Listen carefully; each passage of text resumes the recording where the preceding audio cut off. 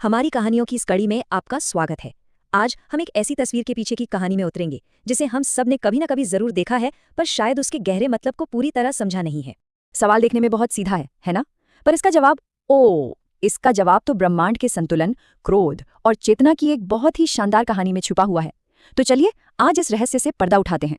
तो हमारी कहानी शुरू होती है एक ऐसे समय में जब धरती पर चारों तरफ अधर्म और आतंक का बोलबाला था। और जानते हैं इस आतंक का चेहरा कौन था? एक बहुत ही शक्तिशाली और मायावी राक्षस, रक्तबीज। अब जो बात रक्तबीज को लगभग अजेय बनाती थी, वो था उसे मिला एक भयानक वरदान। सोचकर देखिए, एक ऐसा दुश्मन जिसे आप जितना घायल करेंगे वो उतना ही ताकतवर होता जाएगा। हर घाव उसकी ताकत को बढ़ा रहा था। ये चक्र कितना भयानक था आप यहाँ देख ही सकते हैं। एक चोट लगी, खून की एक बूंद जमीन पर गिरी और बस पलक झपकते ही एक और रक्तबीज लड़ने के लिए तैयार। मतलब देवताओं का हर एक वार राक्षसों की पूरी सीना खड़ी कर रहा था। अब जब सारे रास्ते बंद हो गए, सारे उपाय फेल हो गए और देवता पूरी तरह से हार मान चुके थे, तब वो अपनी आखिरी उम्मीद लेकर पहुंचे माँ दुर्गा के पास। वो जानते थे कि इस मुश्किल से अब कोई दैवीय शक्ति ही उन्हें निकाल सकती है। और बस यहीं से कहानी में एक जबरदस्त मोड़ आता है। कहते हैं ना, जब साधारण उपाय काम नहीं करते तब एक असाधारण शक्ति का जन्म होता है। तो चलिए देखते हैं ये कैसे हुआ। माँ दुर्गा ने अपनी पूरी शक्ति के साथ युद्ध किया, पर रक्तबीज का वो वरदान उन पर भी भारी पड़ रहा था। उनके हर वार से तो युद्ध का मैदान हजारों लाखों नए राक्षसों से भरता जा रहा था। धीरे धीरे स्थिति पूरी तरह से काबू से बाहर हो रही थी। और उसी निराशा और हताशा के पल में माँ दुर्गा के बेहिसाब क्रोध से एक ऐसी शक्ति ने जन्म लिया जिसकी किसी ने कल्पना भी नहीं की थी। एक ऐसी शक्ति जो सिर्फ और सिर्फ विनाश के लिए ही बनी थी। वो थी माँ काली। उनका रूप सोचकर भी रोंगटे खड़े हो जाते हैं। उनका रंग ब्रह्मांड की सबसे गहरी अंधेरी रात जैसा काला था। उनकी जीभ खून पीने के लिए बाहर निकली हुई थी, गले में नरमुंडों की माला थी और आंखों में मानो प्रलय की आग जल रही थी। उनका आना ही अधर्म के अंत का ऐलान था। तो माँ काली के आने से जंग का पासा तो मिनटों में पलट गया, लेकिन ये जीत अपने साथ एक नया और शायद पहले से भी कई ज्यादा बड़ा खतरा लेकर आई। माँ काली ने सीधे समस्या की जड़ पर ही वार किया। उन्होंने रक्तबीज को घायल तो किया, पर उसके खून की एक भी बूंद जमीन पर गिरने ही नहीं दी। हर बूंद को गिरने से पहले ही वो अपनी जीभ से पी लेती थीं। इस तरह उन्होंने उसके वरदान को ही बेकार कर दिया और उसका अंत कर दिया। पर यहाँ एक नई और बड़ी मुश्किल खड़ी हो गई। रक्तबीज तो मर गया, लेकिन उसे मारने के लिए जो भयंकर क्रोध जन्मा था वो अब भी उफान पर था। माँ काली का वो प्रलयंकारी गुस्सा शांत होने का नाम ही नहीं ले रहा था।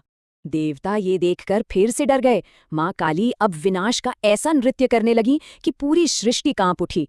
तब सबने मिलकर भगवान शिव से गुहार लगाई, क्योंकि अब केवल वही इस विनाश को रोक सकते थे।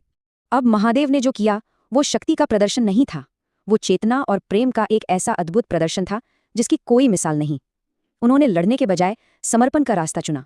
सोचे, एक तरफ माँ काली का क्रोध था जो सब कुछ तबाह कर रहा था, और दूसरी तरफ शिव जो चेतना के प्रतीक हैं, वो बिल्कुल शांत होकर उनके रास्ते में लेट गए। उन्होंने बल का जवाब बल से नहीं बल्कि स्थिरता से दिया। और फिर वो क्षण आया जिसने सब कुछ बदल कर रख दिया। अपने विनाश के नृत्य में पूरी तरह डूबी माँ काली को कुछ भी होश नहीं था, और उनका पैर सीधे अपने ही पति महादेव की छाती पर जा पड़ा। यही वो पल है जो इस पूरी कहानी का दिल है, इसका केंद्र है।